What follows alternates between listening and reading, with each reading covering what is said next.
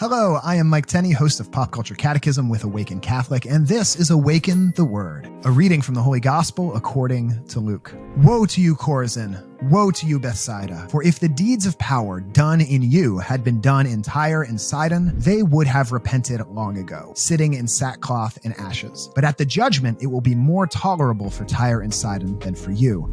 And you, Capernaum, will you be exalted to heaven? No, you will be brought down to Hades. Whoever listens to you listens to me, and whoever rejects you rejects me, and whoever rejects me rejects the one who sent me.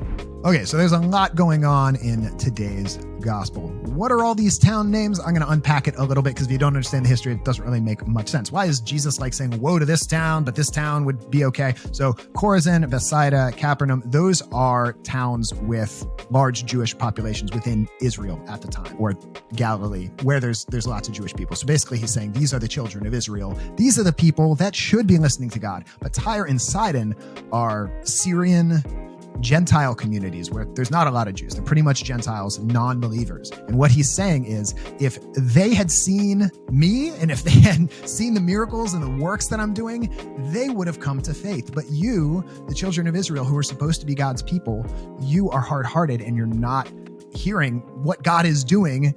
Basically, wake up, I'm the Messiah. Anybody can see this, guys. Come on. So that's kind of what Jesus's message is here. So that's the first thing. What it reminds me of is how often do we explain away the power of God?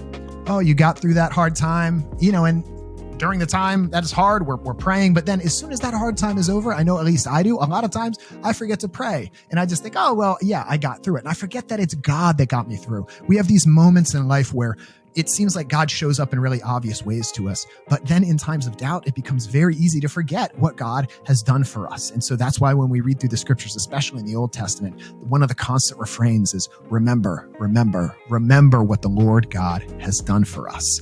And he says, if we reject God, if we don't see what God's doing, that will lead us to hell. Now, this is scary, scary stuff, but let's remember what the teaching on hell is in the Catholic Church.